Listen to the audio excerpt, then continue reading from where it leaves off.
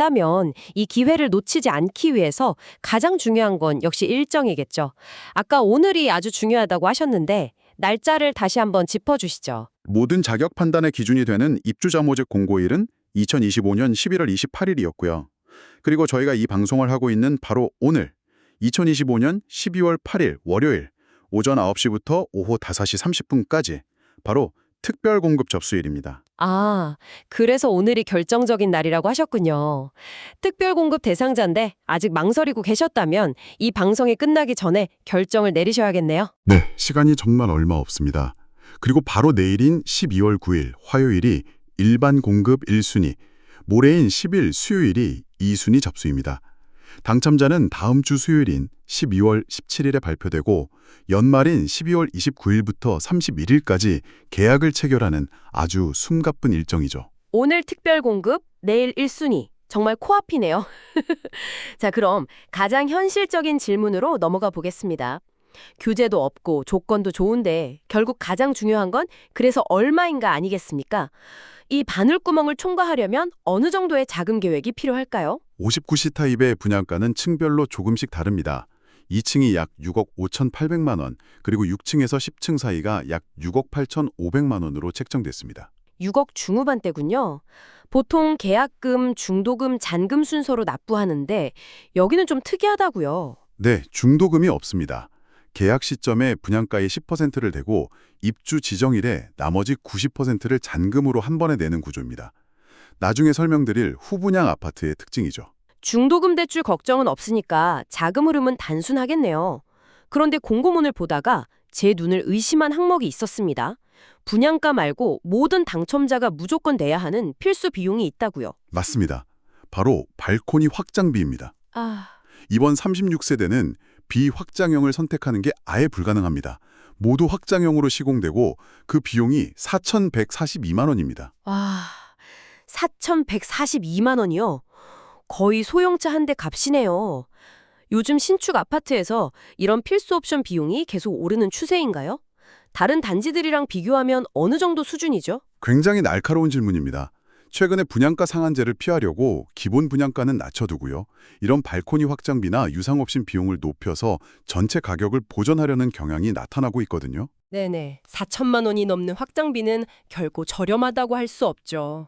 다만 이 비용에 어떤 항목들이 포함되어 있는지를 꼼꼼히 따져볼 필요는 있습니다. 단순한 공간 확장 이상의 것들이 포함되어 있군요. 네, 일종의 패키지 상품이라고 보시면 됩니다. 이 4,142만 원 안에 소비자들이 가장 선호하는 옵션 중 하나인 천장형 시스템 에어컨, 거실하고 안방에 들어가는 거요. 오, 시스템 에어컨이요? 네, 그게 포함되어 있습니다. 또 음식물 쓰레기 이송 설비나 하이브리드 쿡탑 같은 빌트인 가전도 들어가고요. 이걸 따로 설치하는 비용을 고려하면 마냥 비싸다고만 하기 어려운 아주 절묘한 가격 책정이죠. 건설사의 아주 영리한 전략이네요. 결국 최고층 기준으로 분양가 약 6억 8,500만 원에 확장비 약 4,100만 원을 더해서 실제 총 금액은 7억 2천만 원 이상으로 생각하고 자금 계획을 세워야 한다는 거군요. 정확합니다. 분양가만 보고 섣불리 판단해서는 절대 안 됩니다. 알겠습니다. 지금까지 가격을 살펴봤는데요. 청약은 복잡한 규칙 때문에 사소한 실수 하나로 기회를 날리는 경우가 많지 않습니까? 당신이 꼭 알아야 할 핵심 규칙, 혹은 함정이라고 할 만한 것들만 좀 짚어주시죠. 가장 먼저 알아야 할 것은 이 아파트가 후분양 아파트라는 점입니다. 공고일 기준으로 공정률이 이미 54.84%에 달했고 입주 예정일이 2026년 9월로 1년도 채 남지 않았습니다. 후분양이면 아파트가 이미 많이 지어진 상태라 좋긴 한데 아까 말씀하신 잔금 90%를 1년 안에 마련해야 한다는 건 상당한 압박이겠는데요? 그렇습니다. 이건 마치 시험 공부를 벼락치게 하는 것과 비슷합니다. 계약금 10% 내고 안심하고 있다가 1년도 안 돼서 수억 원의 잔금을 마련해야 하는 상황에 직면하는 거죠. 와, 주택담보대출 규제나 금리 변동성까지 고려해서 자금 조달 시나리오를 최소 3개는 짜두셔야 합니다. 그 짧은 기간 안에 대출 계획에 차질이 생기면 정말 아찔하겠네요. 그럼 집을 직접 보고 결정하면 좋을 텐데 모델하우스는 운영하나요? 안타깝게도 현장 주택 전시관은 일반 관람이 불가능합니다. 아, 그래요? 네, 오직 온라인 사이버 견본 주택으로만 내부 구조나 마감재를 확인해야 합니다. 실물을 보지 못하고 7억 원이 넘는 집을 결정해야 한다는 건 분명 큰 부담이자 리스크죠. 아까 비선호 세대일 가능성도 이야기했는데 직접 확인도 못한다니 더 신중해야겠네요. 자, 그럼 구체적인 공급 물량을 좀 더 들여다보죠. 총 36세대 중에 특별 공급과 일반 공급이 각각 18세대라고 하셨죠? 네, 정확히 절반씩 나눴습니다.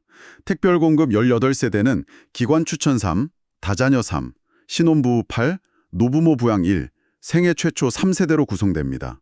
여기서 특히 신혼부부나 생애 최초 특공을 노리는 분들은 최근에 완화된 규정을 꼭 확인하셔야 합니다. 아, 문턱이 좀 낮아졌다고 들었습니다. 맞습니다. 2025년부터 바뀐 규칙인데요.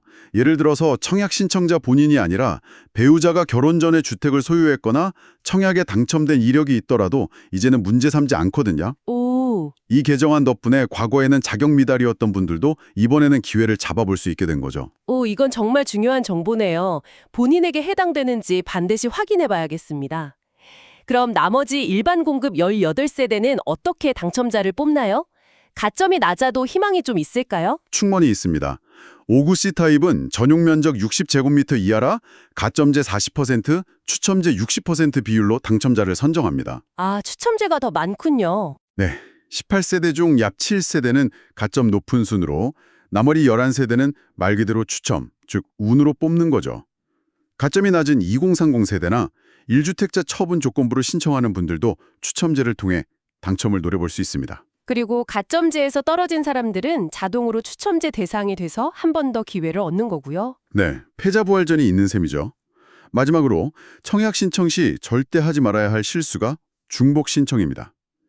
당첨자 발표일이 같은 모든 주택에는 1인 1건만 신청해야 하고 어기면 전부 무효 처리됩니다. 다만 이 아파트에 한해서 특별 공급과 일반 공급에 동시에 청약하는 건 가능합니다. 알겠습니다. 그리고 당첨자로 선정되는 순간 계약 여부와 상관없이 그 청약 통장은 효력을 잃고 재사용이 불가능해진다는 점도 기억해야겠네요. 그렇습니다. 신중하게 사용해야 할 아주 소중한 기회죠. 자, 그럼 오늘 나눈 이야기를 최종적으로 정리해 보겠습니다.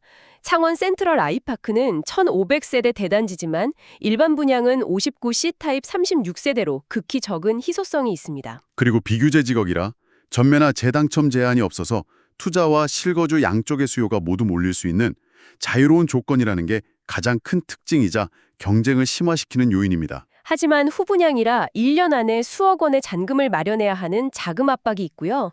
또 4,142만 원의 발코니 확장비가 필수라 분양가 외에 추가 비용을 반드시 고려해야 합니다. 사이버 견본주택으로만 집을 판단해야 한다는 리스크도 있고요. 그리고 오늘 방송에서 가장 중요한 사실, 특별공급 자격이 되신다면 바로 오늘 오후 5시 30분까지 신청을 마쳐야 한다는 겁니다. 이제 모든 정보를 종합해서 당신의 상황에 맞게 판단할 시간입니다. 오늘 저희의 분석이 그 결정에 깊이를 더해드렸기를 바랍니다. 마지막으로 이런 질문을 하나 던져보고 싶네요. 이번 청약처럼 대규모 재건축 단지에서 조합원들이 물량을 대부분 소진하고 남은 소량의 세대를 규제 없이 분양하는 방식. 이게 앞으로 새로운 트렌드가 될 수 있을까요? 아니면 단순히 1500세대 중 남은 36세대를 처리하기 위한 예외적인 사례에 불과할까요? 이 36세대의 청약 경쟁률과 계약 결과가 어쩌면 향후 재건축 시장의 방향을 엿볼 수 있는 작은 창이 될지도 모르겠습니다.